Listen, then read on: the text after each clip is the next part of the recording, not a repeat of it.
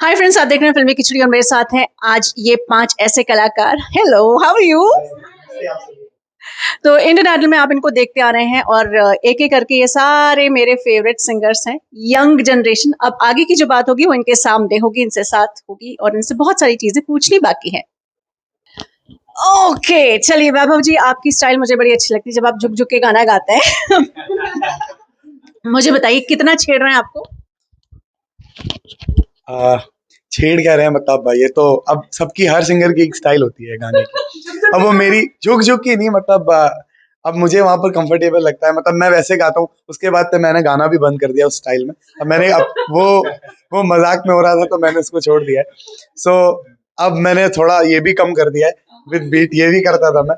हाँ, ये भी करता था। ये कम कर दिया है। सो अभी जो आपने मेरी लेटेस्ट परफॉर्मेंसेस देखी होंगी उसमें मैंने वो नहीं किया है। कंटेस्टेंट ने नहीं किया भाई वो। आप इन लोगों ने मुझे बहुत और देखिए, कॉपी और मजाक और स्टाइल उसकी कॉपी होती है जो खुद में कुछ हो।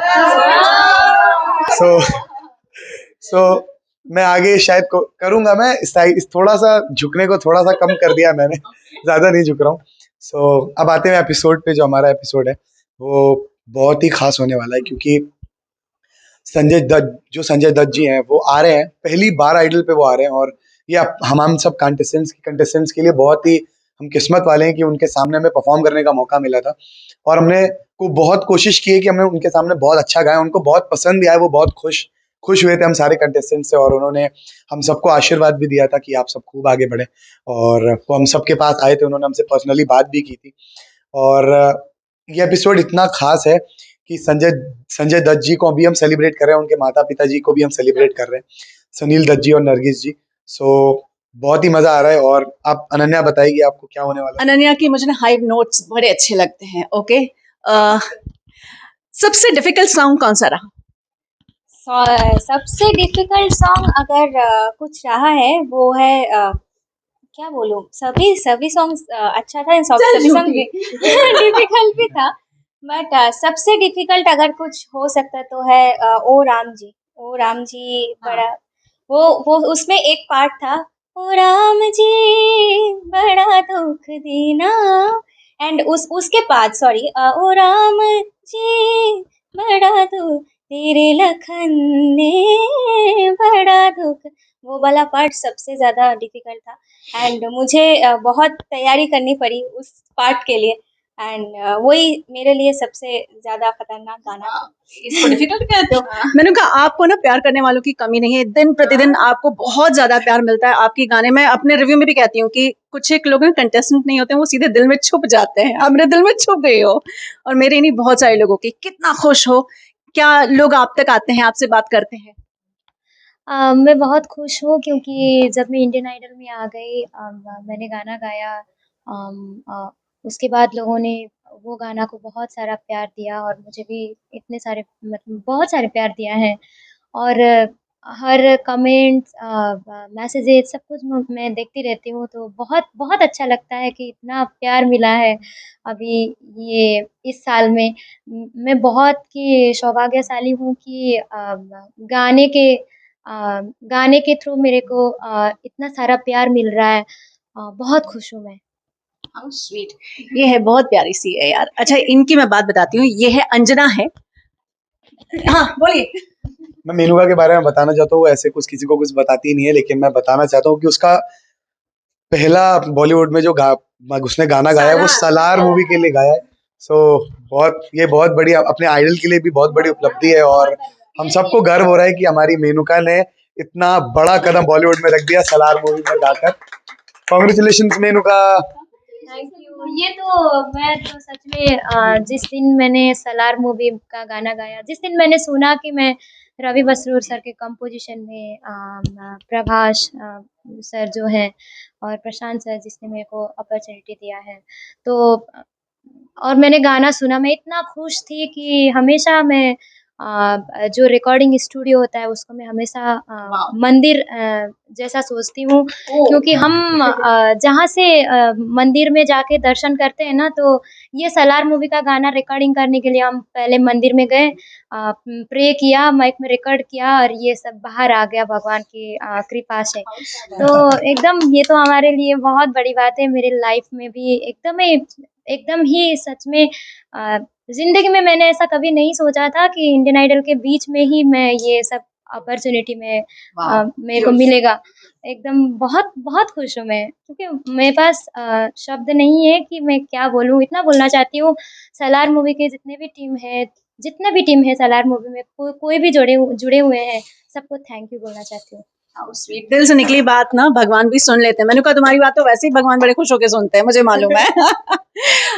अंजना से बात करती हूँ। अंजना, ये वो लड़की है, जब पहली बार इंडियन आइडल में जीती थी तब मैंने इनका इंटरव्यू किया था और उन समय उन्होंने गाया था तितली बन के दिल उड़ा। How are you? I am sure आप मुझे याद नहीं। मुझे एक्चुअली बहुत फेडेड मेमोरीज है, क्योंकि मैं खुद 10 साल की थी तब, आई नो। तो very very faded memories of सब कुछ। लेकिन yes, I am so happy to see you again. यार, I really love this kid.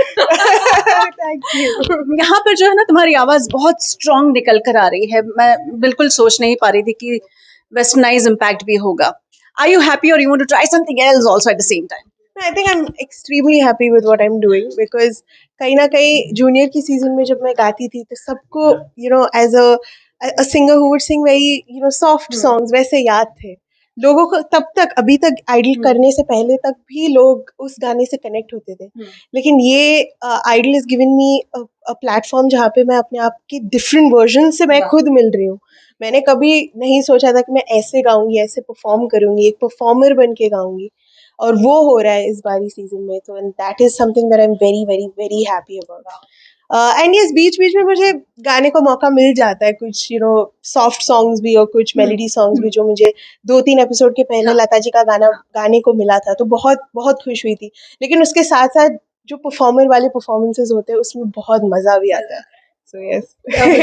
अच्छा पीयूष, मैं जब आपके गाने भी सुन रही थी, इनफैक्ट जब रामायण वाला एपिसोड था उसमें सुन के मुझे बहुत सारे इनफैक्ट गाने सुन के ऐसा लगता है सोनू निगम का आशीर्वाद है, रफ़ी साहब का आशीर्वाद है। Do you feel that way, that they are really loving you? Because आपकी वॉइस बहुत क्लोज हो जाती है। How do you take it? Hello. So सबसे पहले फिल्मी खिचड़ी की सभी ऑडियंस को मेरा हेलो। और ये जैसा कि मैम ने बोला है कि मेरे गाने में रफ़ी साहब और सोनू निगम जी का बहुत आशीर्वाद। हाँ आशीर्वाद नज़र आता है, बिकॉज उनकी मैंने भक्ति भी की है रफ़ी साहब की। मैं रफ़ी साहब का मैं बहुत बड़ा भक्त हूँ, और बस जो भी मैंने सीखा है, जो भी मैं थोड़ा बहुत गा पा रहा हूँ, ये उन्हीं लोगों का आशीर्वाद है, लता जी, रफ़ी साहब। तो मे बी इसी वजह से शायद मैं यहाँ पहुँचा भी हूँ आइडल में, और आगे भी शायद इन्हीं लोगों के आशीर्वाद से जाऊंगा। जो कि अब ये सारे ही लोग संजय दत्त साहब से मिलने वाले हैं, दो I call him Sanju, but still कुछ लास्ट वर्ड कहना चाहोगे? मेनुका से पूछ लेती हूँ। मेनुका, अच्छा ये सवाल मैं अलग से इसलिए भी पूछ रही हूँ क्योंकि मेनुका को ना जो जादू की झप्पी मिली है ना मुन्ना भाई MBBS की, उसके बारे में डिस्कस कर लेते हैं। कैसा लगा जादू की झप्पी? वो तो मेरे लिए प्रसाद है। प्रसाद है, क्योंकि इतने बड़े आर्टिस्ट आके मेरे सामने मतलब मिल रहे हैं, ये तो मैं कभी भी नहीं भूलूंगी, ये तो मेरे डिक्शनरी में ही रहेगा। How sweet. एकदम। संजय दत्त जैसे ऐसे बड़े स्ट्रॉन्ग से और बिल्कुल लोगों को बड़े पसंद आने वाले हीरो, आप भी दिल में बसे हुए, कुछ कहोगे उनके लिए? कौन सा गाना गाया बता दो। मैंने बहुत मतलब थैंक यू बोलना चाहती हूँ, क्योंकि पहली बार इंडियन आइडल में वो आए हैं, और हम ही बहुत मतलब लकी हैं इस मामले में, क्योंकि हम इस सीज़न 14 में जितने भी कंटेस्टेंट हैं फर्स्ट टाइम उनको इंडियन आइडल के स्टेज में देखा है। तो एकदम मैं खुश हूँ, बहुत खुश हूँ।